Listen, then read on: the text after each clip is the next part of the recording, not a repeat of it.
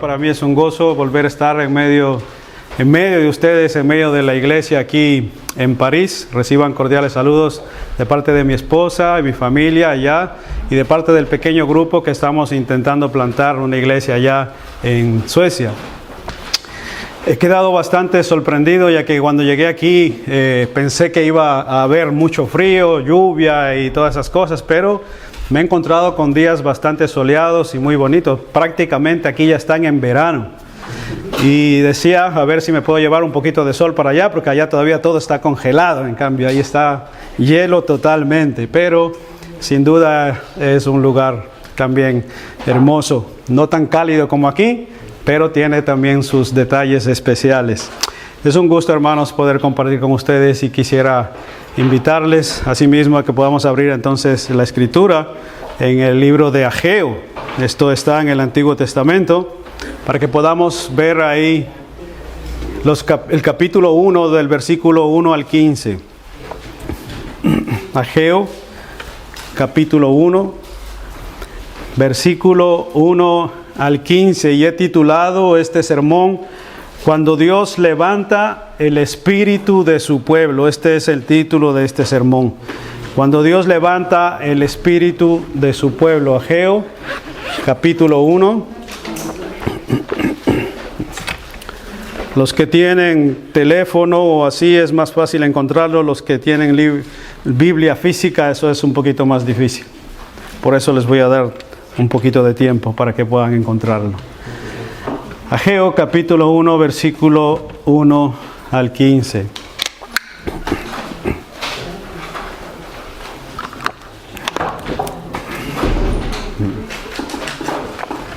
¿Ya lo tienen?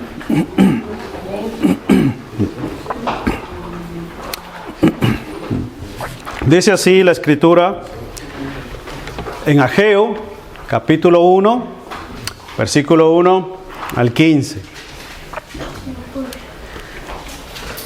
Dice ahí el verso 1: En el año segundo del rey Darío, en el mes sexto, en el primer día del mes, vino palabra de Jehová por medio del profeta Ageo a Zorobabel, hijo de Salatiel, gobernador de Judá, y a Josué, hijo de Josadac, sumo sacerdote, diciendo: Así ha hablado Jehová de los ejércitos, diciendo: Este pueblo dice, no ha llegado aún el tiempo de que la casa de Jehová sea reedificada. Entonces vino palabra de Jehová por medio del profeta Ageo, diciendo: ¿Es para vosotros tiempo para vosotros de habitar en vuestras casas artesonadas, y esta casa está desierta? Pues así ha dicho Jehová de los ejércitos: meditad bien sobre vuestros caminos. Sembráis mucho y recogéis poco. Coméis y no saciáis. Bebéis y no os quedáis satisfechos. Os vestís y no os calentáis. Y el que trabaja a jornal recibe su jornal en saco roto. Así ha dicho Jehová de los ejércitos: meditad sobre vuestros caminos. Subid al monte y traed madera y reedificad la casa, y pondré en ella mi voluntad y seré glorificado, ha dicho Jehová. Verso 9: Buscáis mucho y halláis poco, y encerráis en casa y yo lo disiparé en un soplo. ¿Por qué?, dice Jehová de los ejércitos. Por cuanto mi casa está desierta y cada uno de vosotros corre a su propia casa, por eso se detuvo de los cielos sobre vosotros la lluvia, y la tierra detuvo sus frutos. Y llamé la sequía sobre esta tierra y sobre los montes, sobre el trigo, sobre el vino, sobre el aceite, sobre todo lo que la tierra produce, sobre los hombres y sobre las bestias y sobre todo trabajo de manos. Y verso 12 dice: Y oyó Zorobabel, hijo de Salatiel, y Josué, hijo de Josadac, sumo sacerdote, y todo el resto del pueblo, la voz de Jehová su Dios y las palabras del profeta Ageo, como le había enviado Jehová su Dios, y temió el pueblo delante de Jehová. Entonces Ageo, enviado de Jehová, habló por mandato de Jehová al pueblo, diciendo: Yo estoy con vosotros, dice Jehová. Y despertó Jehová el espíritu de Zorobabel, hijo de Salatiel, gobernador de Judá, y el espíritu de Josué, hijo de Josadac, sumo sacerdote, y el espíritu de todo el resto del pueblo, y vinieron y trabajaron en la casa de Jehová de los ejércitos, su Dios, en el día 24 del mes sexto, en el segundo año del rey Darío. Acompáñame a hacer una corta oración, mis hermanos. Señor, bendito sea tu nombre. Nos acercamos delante de ti para escuchar tu palabra. Y solo tu palabra, Señor, es la única que puede edificar nuestros corazones, confrontar nuestros corazones y consolar nuestras almas en lo más profundo, oh Dios. Por eso acudimos a ti esta tarde para que tú nos bendigas a través de tu palabra. En el nombre de Jesús te lo rogamos. Amén.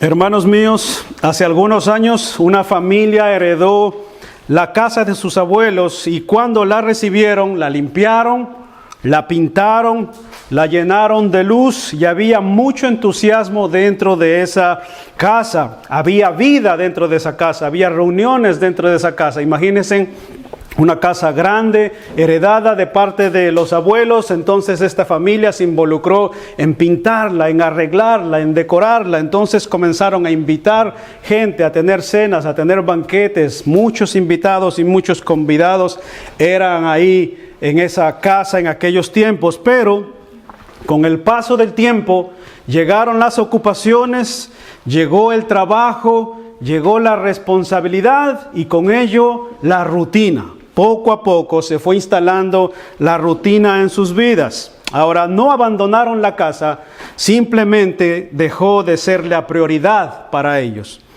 Primero, dejaron de encender la chimenea, luego dejaron que pequeñas grietas tomaran parte en la casa sin repararlas. Después, la humedad comenzó a hacer su efecto y entró por completo en la casa. Un día, esta familia que habitaba en esta casa notaron algo doloroso. La casa seguía en pie, pero ya no se sentía viva como antes. No fue destruida por los enemigos exteriores, simplemente se debilitó internamente poco a poco. Una noche, sentados en la mesa, toda la familia, y el padre se puso en pie en medio delante de toda la familia y todos y cada uno de ellos, mientras el padre se ponía de pie, regresaron a mirar a su padre y el padre sabía que cada uno de ellos estaba en la mesa ocupado en sus propios quehaceres, ocupado en sus propias preocupaciones y llamó la atención de ellos y les dijo: no necesitamos vender la casa, necesitamos volver a habitar la casa. Nosotros somos los únicos responsables de que nuestro hogar esté así, porque le hemos dado prioridad a nuestras preocupaciones individuales, mientras veíamos que nuestra casa y nuestro hogar se caía poco a poco.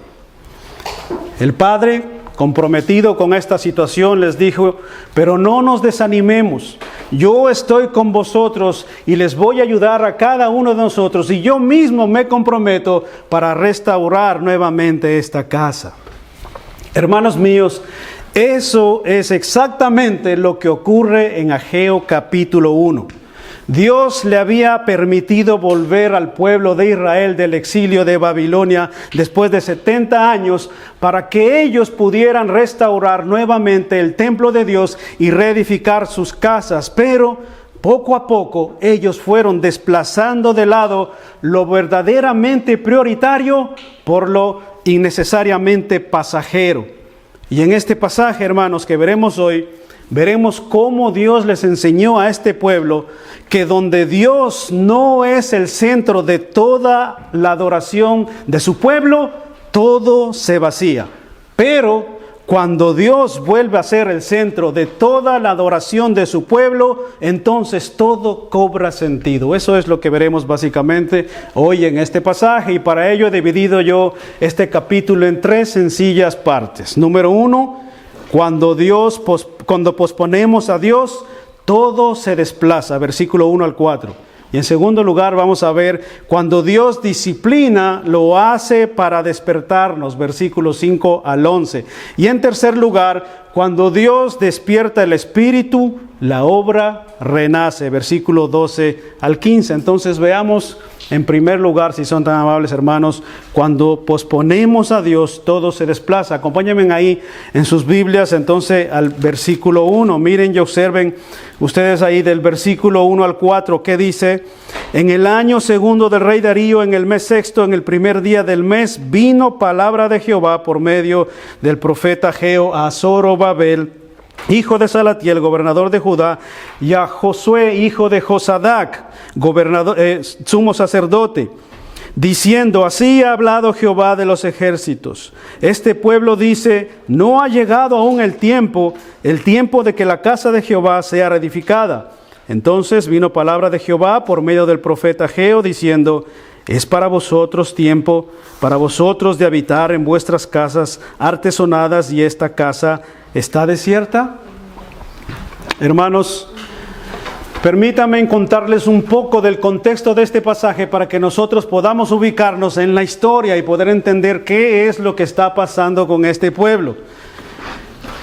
Jerusalén había sido destruida en el año 586 a.C. por medio del rey Nabucodonosor, rey del imperio babilonio. El templo, símbolo de la presencia de Dios, había sido reducido a cenizas por este imperio. Y el pueblo de Israel fue llevado al exilio durante 70 años. Ellos vivieron como esclavos y muchos de ellos obviamente también trabajaron ahí en el reino, pero ellos fueron llevados por más de 70 años, tal como le había profetizado Jeremías en Jeremías capítulo 25. Pero en el año 538 antes de Cristo, Dios movió el corazón del rey Ciro, rey del imperio medo-persa, y él permitió que este pueblo de Israel volviera nuevamente a su tierra, pero con el propósito de volver a reedificar el templo. Ese era el propósito principal con el que este rey había sido movido por Dios, para volver al pueblo de Israel y reedificar así el templo.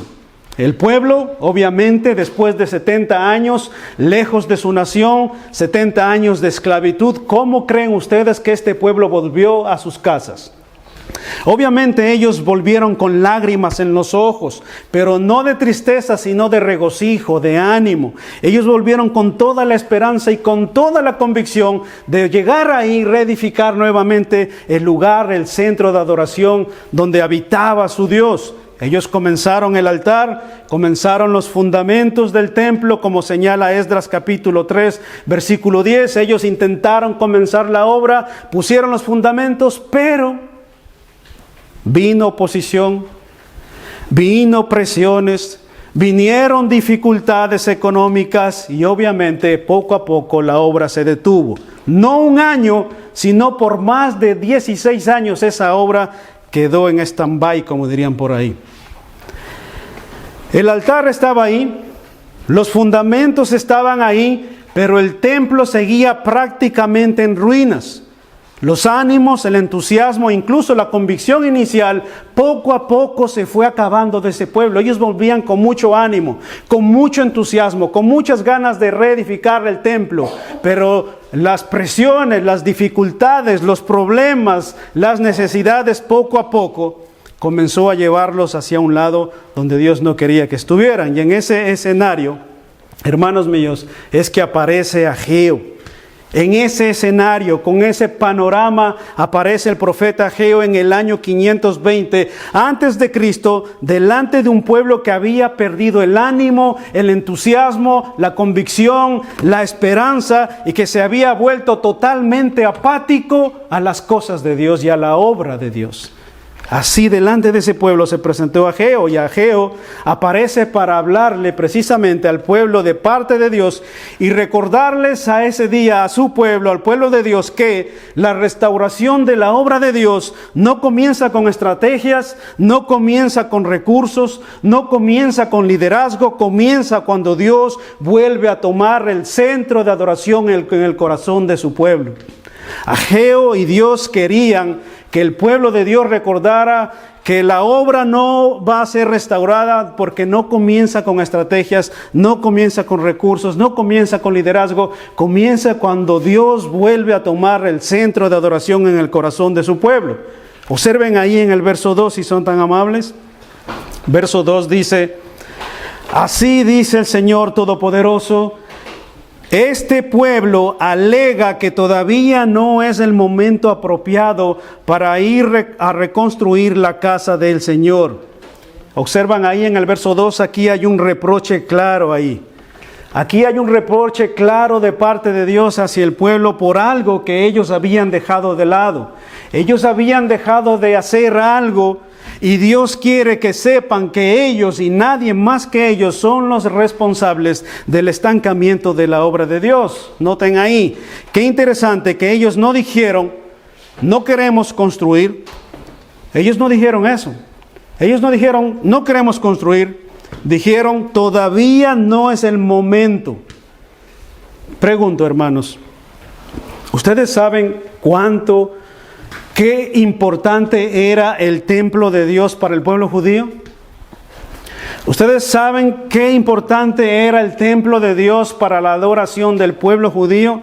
Hermanos, el templo era el epicentro de la adoración de Dios. El templo era significativamente representante porque ahí estaba la presencia de Dios. Ellos tenían en el templo su identidad misma. En el templo no solo estaba el arca del pacto, no solo estaba el lugar santísimo, no solo estaba la misma presencia de Dios. En el templo entraba el sumo sacerdote a pedir perdón por los pecados del pueblo cada año. En otras palabras, hermanos, el templo era sumamente importante para el pueblo de Israel. Pero cuando ellos volvieron, ¿qué pasó? Simplemente comenzaron a dejarlo de lado. ¿Y cómo era posible esto? Que aquel lugar que era el centro de adoración para este pueblo, ellos hayan pensado en sus mentes que no era el momento para dedicarse a la obra de restaurar el templo. Ellos decidieron que no era el momento de ocuparse del templo. ¿Y saben algo, hermanos, que es lo más peligroso del enfriamiento espiritual? No es una rebelión abierta contra Dios, es simplemente postergación de lo verdaderamente prioritario. Es una postergación de lo verdaderamente prioritario por ocuparse de lo innecesariamente pasajero. Ahora, merece la pena subrayar, hermanos, que lo verdaderamente contradictorio en este pueblo, en esta situación o en este pasaje, era la razón que ellos estaban dando para no darle prioridad a la obra de Dios. Eso es lo verdaderamente contradictorio en este pasaje. Y creo que es importante subrayar esto. Ellos daban una razón. Observen ahí en el versículo 4, si son tan amables. Verso 4 que dice: es para vosotros tiempo de habitar en vuestras casas artesonadas. Esa palabra quiere decir lujosas, mientras esta casa está en ruinas. Y salten al verso 9, si son tan amables. Dice el verso 9: ustedes siembran mucho, pero cosechan poco. Lo que almacenan en su casa, yo lo disipo de un soplo. ¿Por qué? Porque mi casa está en ruinas, mientras ustedes solo se ocupan de la suya, afirma el Señor. En otras palabras, mis hermanos, Dios le respondió al pueblo diciendo: ustedes dicen que no es tiempo de ocuparse ahora del templo, pero sí es tiempo de darle prioridad a sus propias vidas, a sus propios quehaceres, a sus propias ocupaciones, a sus propios problemas, pero no es tiempo de dedicarle de nuestra vida, de nuestro tiempo, de nuestros recursos a la obra de Dios. Eso no es prioritario ahora mismo, eso es pasajero. Tenían tiempo para dedicarse a sus propias vidas individuales, pero no para dedicarle tiempo a la obra de Dios.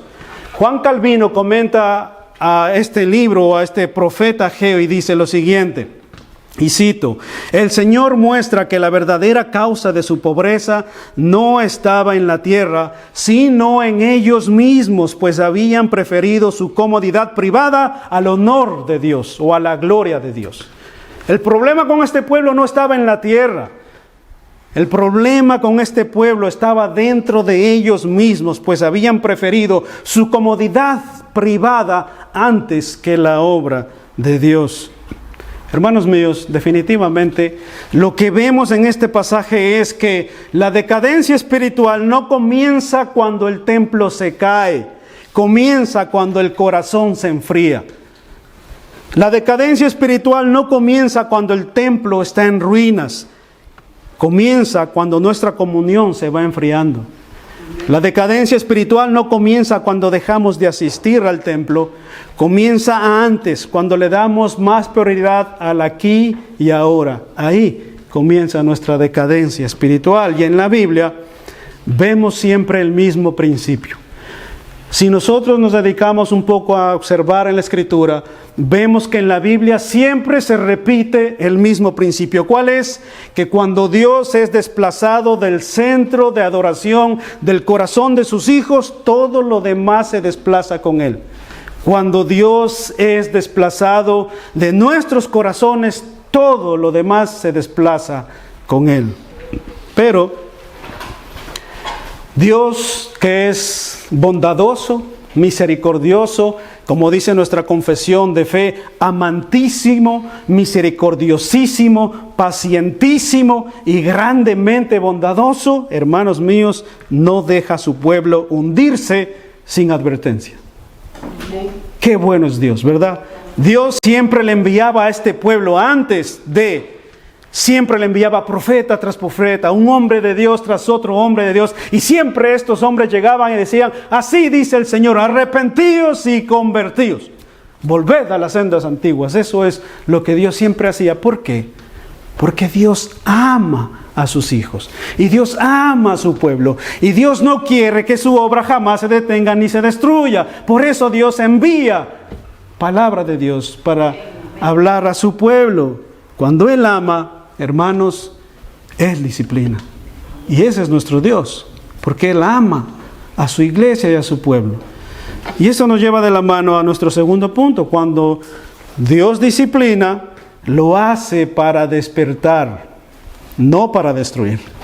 Cuando Dios disciplina, lo hace para despertar. Versículos 5 al 11, observen ahí. Versículo 5 al 11 dice: pues así ha dicho Jehová de los ejércitos. Oigan esto: meditad bien sobre vuestros caminos. Esto es, reflexionen bien sobre su actitud o sobre su proceder. Verso 6. Sembráis mucho y recogéis poco. Coméis y no os saciáis. Bebéis y no os quedáis satisfechos. Os vestís y no os calentáis. Y el que trabaja a jornal recibe su jornal como por saco roto. O sea, en otras palabras, el que recibe su jornal parece que nunca lo ha recibido, y parece que cuando meten un saco, por ahí mismo se va. Es lo que quiere decir. Noten, mis hermanos, el Señor no deja así a su pueblo. Y algo interesante que ustedes pueden notar en este versículo 5 específicamente, es que Dios invita a su pueblo a reflexionar, a pensar, a meditar. Él le pide al pueblo en el verso 5: meditad bien sobre vuestros caminos. Una virtud que con el tiempo poco a poco se ha ido perdiendo. Meditad. Hoy estamos tan ocupados y tan abrumados con nuestras vidas personales y con nuestros quehaceres diarios y rutinarios, que lo menos que tenemos nosotros tiempo es para meditar. Meditar quiere decir reflexionar. Reflexionar es una invitación a hacerse una retroinspección, a analizarse, a observar adentro de uno mismo, y no hacia afuera, hacia los demás, sino qué está pasando conmigo. Y lo que Dios quería con este pueblo es que ellos pensaran y reflexionaran cuál era la actitud de ellos hacia la obra de Dios. Meditad, ¿cómo llegamos hasta aquí? Es lo que quería Dios que ellos pensaran. ¿Cómo llegamos hasta aquí? Esta frase, hermanos, aparece 4 veces en el libro. Invita precisamente, como les decía, a hacerse una retroinspección, a reflexionar sobre la actitud del pueblo. Eso es lo que Dios quería. Ahora, el Señor les invita a reflexionar y a pensar. Permítanme tomar un poco de agua. Pero, obviamente, aquí tenemos el resultado y las consecuencias de la actitud del pueblo. Dios les invitó a pensar, Dios les invitó a reflexionar, pero obviamente Dios disciplina al pueblo y Él quería que sepan cuáles serían los resultados de la actitud que ellos tenían. La consecuencia es quíntuple. Observen ahí el versículo 6, si son tan amables. El verso 6 nos muestra las consecuencias de la actitud del pueblo. Dice, habéis sembrado mucho, pero cosechan poco. Habéis comido, pero sin quitar el hambre. Habéis bebido, pero no se quitan la sed. Os habéis vestido, mas sin calentaros. Y el jornalero que recibe su salario, lo echa como en bolsa rota, o lo recibe como en un saco roto. En otras palabras, lo único que obtenían de esto era desgaste sin fruto y actividad sin satisfacción. Eso era lo único que ellos recibían de toda esta labor. Desgaste sin fruto y actividad sin satisfacción. ¿Alguna vez te has sentido así? Que estás dale y dale y dale y no hay fruto. Desgaste sin fruto, pero había actividad. Había muchas actividades. Dice, trabajan, haces, siembras y todo, pero no te satisface. No te satisface nada. Desgaste sin fruto y actividad sin satisfacción. Y por eso Dios les invita a pensar y a ver los resultados de su proceder y les dice, meditad bien sobre vuestros caminos, reflexionen. Estas son las consecuencias. Hermano, estas palabras seguro retumbó en lo más profundo de sus corazones ese día.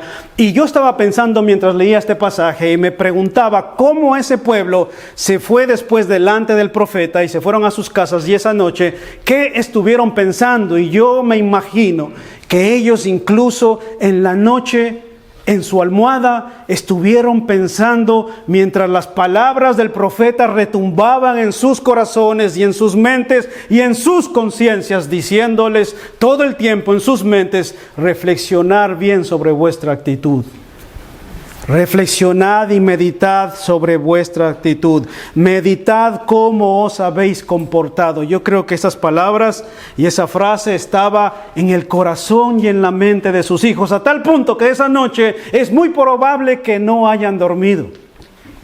Ahora, por otra parte, hermanos, Dios no solo deseaba que ellos entendieran que ellos eran los responsables por su actitud, Dios también deseaba que ellos supiesen que fue Él mismo quien les trajo disciplina a las circunstancias y no las circunstancias que ellos estaban viviendo. Dios deseaba que ellos supiesen que fue Él mismo quien les trajo disciplina y no las circunstancias alrededor. Dios quería que ellos supieran que fue Él quien trajo disciplina a su pueblo. Verso 9, observen ahí. Ustedes esperan mucho, pero cosechan poco, y lo que almacenan en su casa, oye eso, yo lo disipo de un soplo.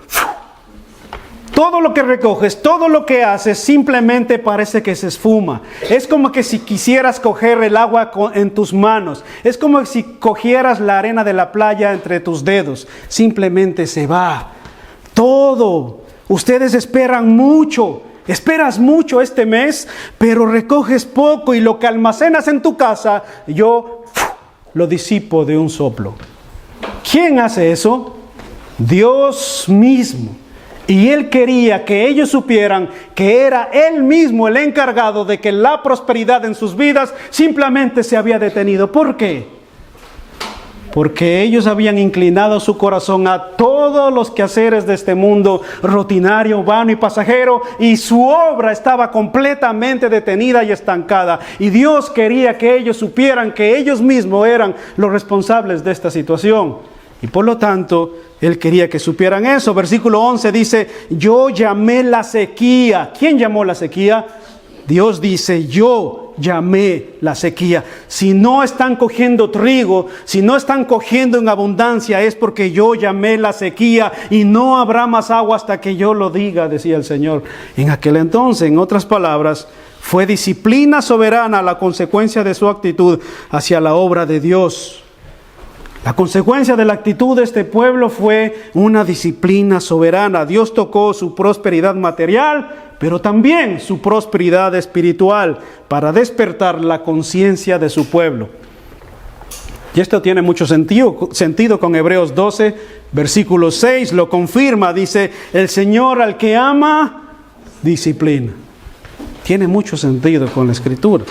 Y podemos tener algunos ejemplos bíblicos de esto. ¿Se recuerdan cuando David pecó? Dios permitió la angustia y la sequedad de sus huesos hasta que confesara. Lo exprimió hasta que confiese. Él pecó, pero Dios lo exprimió hasta lo último para que confesara. Israel en el desierto experimentó hambre para que entendiesen que no solo de pan vive el hombre. Dios muchas veces tiene que llevarnos ahí. La disciplina de parte de Dios para nuestras vidas no es rechazo, es restauración en proceso, y Dios quería que su pueblo supiese que a veces Dios permita que un ministerio pierda su impulso para que la iglesia vuelva a depender de la oración. ¿Escucharon eso? Amén. A veces Dios permite que un ministerio pierda su impulso para que la iglesia, toda la iglesia, aprendiera a depender de Él en oración. Amén. A veces permite tensión para exponer nuestro orgullo y humillarnos. A veces permite sequía para que aprendamos que el agua viene solo de Él y no de nosotros, porque a veces nosotros nos creemos tan autosuficientes y nos creemos que nosotros mismos nos proveemos y creemos que tenemos la salud, la fuerza y el vigor para mantenernos, y olvidamos que el pan desciende del cielo y el agua viene de Dios y no de nosotros mismos. Y si hoy estás vivo, dale gracias a Dios. Amén. Pues tienes vida y tienes esperanza de seguir adelante, hermanos. Pero pregunto, ¿qué pasó con este pueblo? ¿Qué creen ustedes? ¿Escucharon las palabras del profeta o no? Acompáñenme entonces en tercer y último lugar. Cuando Dios despierta el espíritu de su pueblo, la obra renace. Versículo 12 al 15. ¿Qué dice el versículo 12 al 15? Y oyó Zorobabel, hijo de Salatiel, y Josué, hijo de Josadac, sumo sacerdote, y todo el resto del pueblo, la voz de Jehová su Dios, y las palabras del profeta Ageo, como le había enviado Jehová su Dios. Y oye esto: y temió el pueblo delante de Jehová. Entonces Ageo, enviado de Jehová, habló por mandato de Jehová al pueblo, diciendo: oye, yo estoy con vosotros, dice Jehová. Y despertó Jehová el espíritu de Zorobabel, hijo de Salatiel, gobernador de Judá, y el espíritu de Josué, hijo de Josadac, sumo sacerdote, y el espíritu de todo el resto del pueblo. Y vinieron y trabajaron en la casa de Jehová de los ejércitos su Dios, en el día 24 del mes sexto, en el segundo año del rey Darío.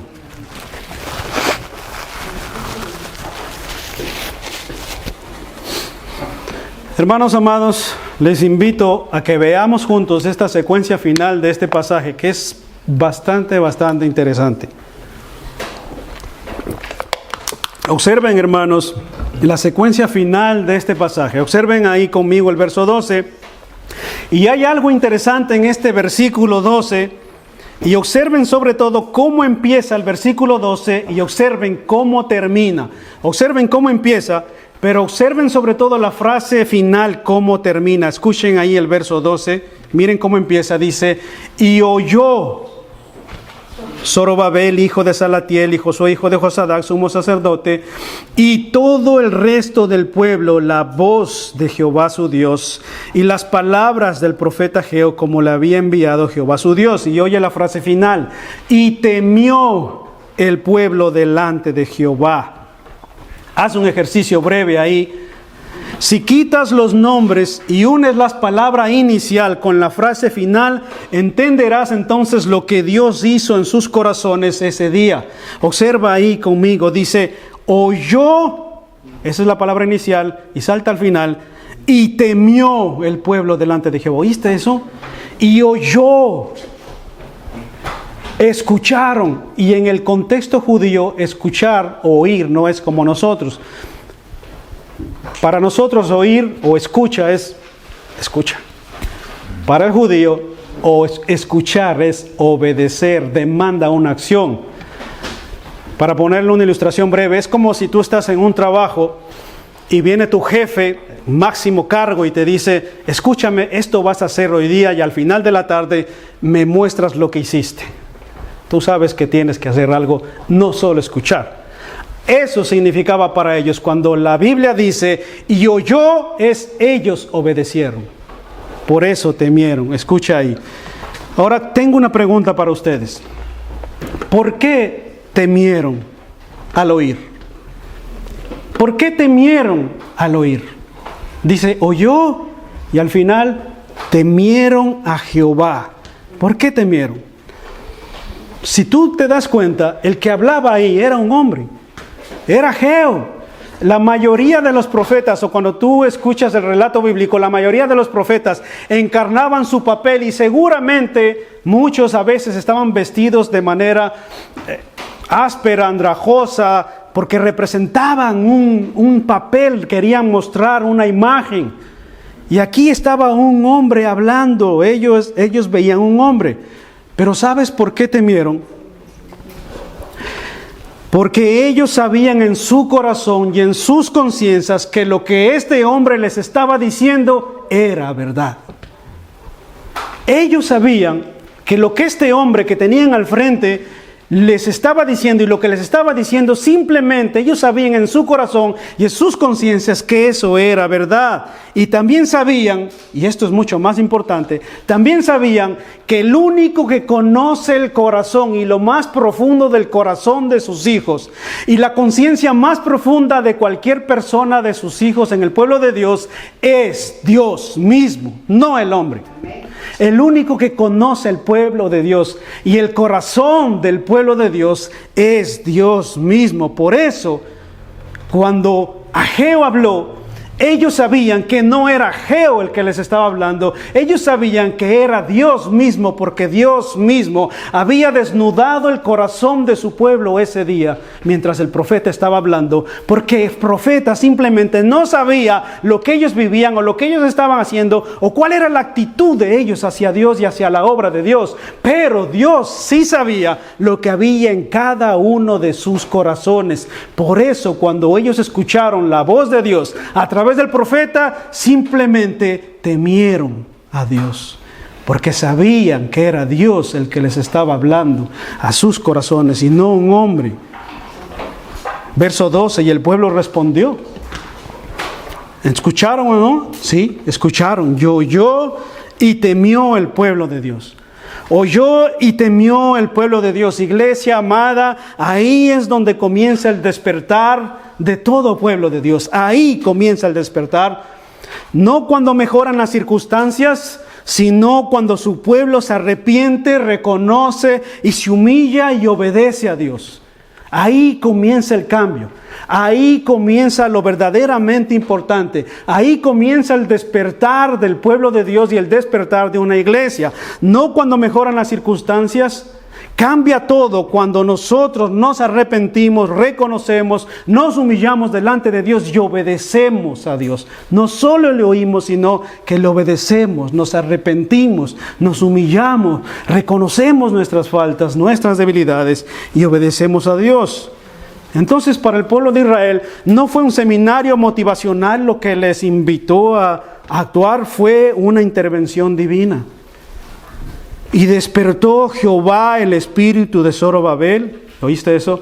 Y despertó Jehová el espíritu de Zorobabel y el espíritu de Josué y el espíritu de todo el resto del pueblo. ¿Oíste eso? Ese es el orden cronológico. Dios primero despierta al líder político. En segundo lugar, Dios despierta al líder espiritual Josué.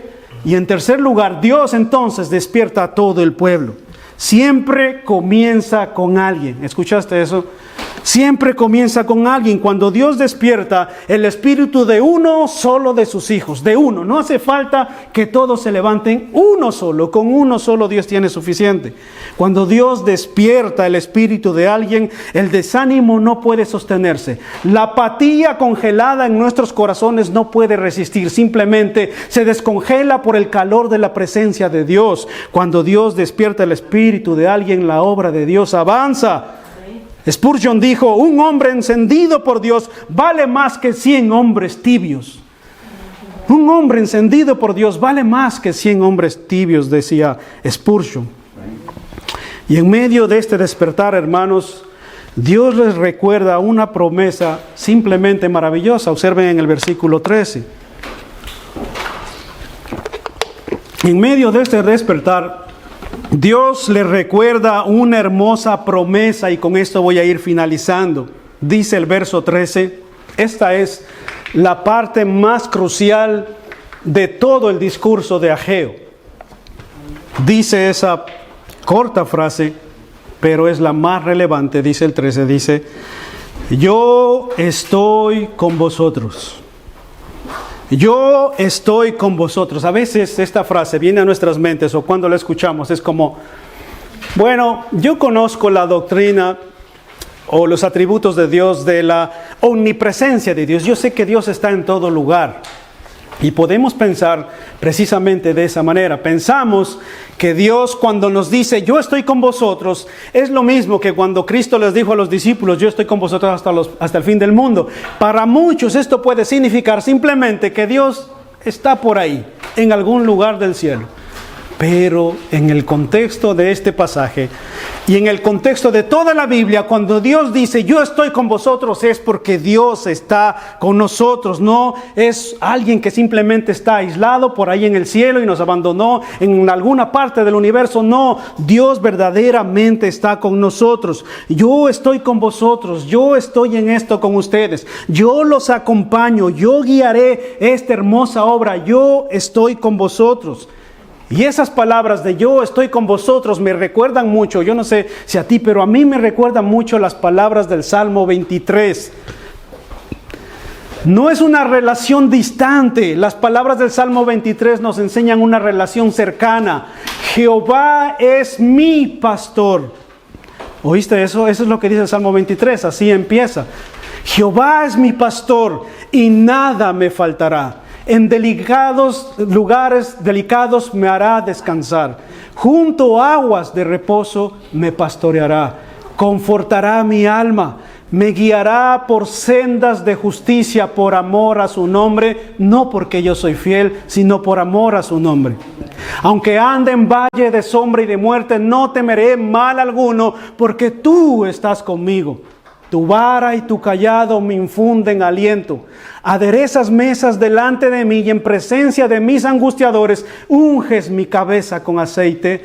Mi copa está rebosando y ciertamente el bien y la misericordia me seguirán todos los días de mi vida. ¿Cuándo? Todos los días de mi vida. ¿Cuándo está Dios con nosotros? Todos los días de nuestra vida está Dios con nosotros. Aun cuando somos infieles, Él está con nosotros, Él permanece fiel. Quiero terminar con esto, hermanos, en el capítulo 2, no lo leímos, pero Dios les hace una pregunta al pueblo de Israel, y pregunta ese día por medio del profeta Ageo, y les hace una pregunta bastante interesante, y les dice, ¿queda alguien aquí vivo que haya visto el antiguo templo? ¿Hay alguien aquí que haya visto las glorias pasadas? ¿Alguien ha visto el antiguo templo pasado que había cuando Salomón lo construyó con toda su gloria y toda su pompa y todo el oro y toda la magnificencia que tenía ese pueblo? Eso es lo que pregunta el Señor en el capítulo 2. Y saben, había algunos tal vez que veían eso. Y dice el capítulo 2 que muchos se ponían a comparar, y esa comparación era verdaderamente literal, porque ellos veían el antiguo templo con toda su gloria y veían ahora este nuevo que ellos estaban reconstruyendo, que no tenía absolutamente nada que ver con el antiguo. Pero Dios les recuerda algo glorioso y les dice que ese antiguo templo que Salomón construyó era verdaderamente glorioso. Y este que ellos están reconstruyendo es bueno, pero viene un templo mucho mayor y mucho más grande y mucho más glorioso que estos dos templos. El verdadero templo, la roca eterna, la piedra angular, el verdadero templo vendría siglos después, pero vendría verdaderamente, y este es Cristo. No el templo de Salomón, no el templo que ellos estaban construyendo, que era simplemente una sombra del verdadero templo que sería Cristo en el nuevo pacto. ¿Recuerdas lo que dijo Cristo? Destruiré este templo y al tercer día yo lo levantaré, en Juan 2:19. Y en la cruz Él fue el templo desierto, para que nosotros pudiéramos escuchar las palabras del Señor Jesucristo y de Dios mismo. Ahora vosotros sois el templo. El punto aquí, hermanos, no se trata de un edificio, no se trata de la gloria de un lugar, se trata de nosotros los cristianos, los hijos de Dios, en aquellos que el Espíritu de Dios mora, aquellos que fuimos declarados el templo de Dios. Dios dijo en su palabra en 1 Corintios capítulo 6, vosotros sois el templo de Dios. La restauración eterna comenzó allí en la cruz, hermanos. En la cruz fue el lugar donde Dios despertó a un pueblo muerto en sus delitos y pecados. Ahí comenzó todo, y hoy la restauración de la obra de Dios comienza cuando Él mismo despierta el corazón de su pueblo y coloca a Cristo en el centro de adoración de su pueblo. Ahí comienza la restauración de su pueblo. La restauración de su pueblo, hermanos, no comienza cuando mejoran los números. La restauración del pueblo de Dios no comienza cuando mejora la organización, cuando mejoran las circunstancias, sino cuando Dios vuelve a ocupar el centro de adoración de su pueblo. ¿Oíste eso? Cuando Dios vuelve a estar en el centro de tu vida, cuando Él vuelve a ocupar tu corazón y el centro de tu corazón y el centro de la adoración de tu corazón, entonces las cosas cambian. Amada iglesia, Ageo no fue enviado a un pueblo muerto. Ageo fue enviado a un pueblo desanimado. Y Dios no les dijo, yo me voy, ahí se quedan. Dios les dijo, yo estoy con vosotros. Eso es lo que Dios les dijo ese día. Yo estoy con vosotros. Eso significa más bien que todavía hay esperanza. No estamos aquí para analizar el pasado. Estamos aquí para mirar hacia el futuro. Cristo no murió para que nosotros simplemente sobrevivamos. No murió para que asistamos por costumbre. Murió para hacernos piedras vivas de su obra. Amén. Para eso murió Cristo. Y si Dios despertó el pueblo y despertó el espíritu de su pueblo después de 16 años, Dios sin duda puede despertar también hoy el nuestro. Pero para eso hace falta que el Espíritu de Dios y la gloria de Dios no recaiga solamente en corazones vacíos, sino en corazones dispuestos a escuchar y a obedecer y a humillarse. Amada iglesia, recordemos el llamado de la reflexión que Dios le hizo al pueblo. Dios lo hace hoy también con nosotros. ¿Recuerdan el llamado de reflexión que les hizo al pueblo? Meditad en vuestros caminos. Meditad cuál ha sido vuestra actitud. Hermanos, no vivamos más como dice el versículo 6. ¿Qué dice el versículo 6? Ustedes siembran mucho, pero cosechan poco. Comen, pero no quedan satisfechos. Beben, pero no se sacian. Y cogen el salario como aquel que coge en un saco roto. Se va. Nada queda en nuestras manos. Dios no desea que nosotros vivamos así, como su pueblo. Vivamos como dice el versículo 8. Observa qué dice el versículo 8. Subid al monte, traed madera y reedificad el templo para que me agrade de él y yo sea glorificado, dice el Señor. Subid al monte. ¿Qué te hace pensar eso? Subid al monte. Subir al monte requiere sacrificio, requiere dejar algo, requiere trabajar, demanda que tú te esfuerces. Subir a un monte no es como caminar en una calle plana con agua y bien hidratado bajo la sombra, no.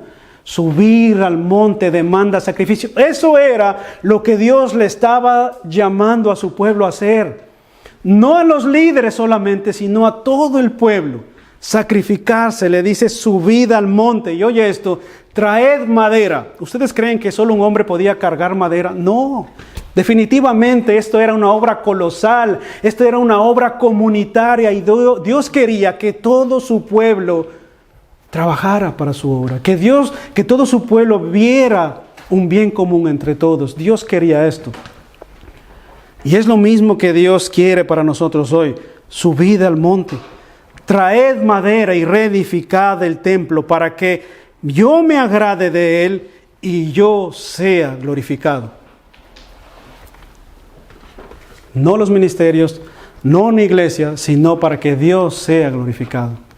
Y esta es una invitación para todos y cada uno de nosotros. Recuerda, hermano, oyó el pueblo la voz de Dios y temió. Escucharon los líderes del pueblo, escucharon la voz de Dios de su pueblo y escucharon y obedecieron a Dios y se humillaron delante de Él y comenzaron todos y cada uno a trabajar, como señala los versículos finales, comenzaron a trabajar en la obra de Dios. ¿Qué les parece si oramos y damos gracias a Dios por su palabra? Señor, te damos gracias por tu palabra. Pensando, Señor, en este pasaje y en estos versículos, Señor, queremos rogarte que tú tengas misericordia de nosotros, Señor, que animes nuestros corazones, Señor, y que nos ayudes a recordar, Señor, estas palabras que tú le dijiste a tu pueblo, Señor, en aquel entonces: yo estoy con vosotros. Son las mismas palabras que Cristo dijo, Señor, cuando se iba, Señor, de sus discípulos, y les dijo: yo estoy con vosotros, Señor, tú estás con nosotros. Y tú deseas que nosotros recordemos esas promesas, Señor. Sabemos, Señor, que tu palabra es eterna. Sabemos que tu palabra es la única que puede avivar el fuego en nuestros corazones.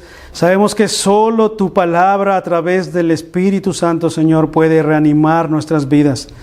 Y por eso te rogamos por la intervención divina para nuestros corazones, Señor. Y que nuestros ánimos sean reavivados, Señor. Que nuestro compromiso sea reanimado, bendito Señor. Y que todos y cada uno trabajemos para tu obra, Señor. Ayúdanos a tener conciencia de estas palabras.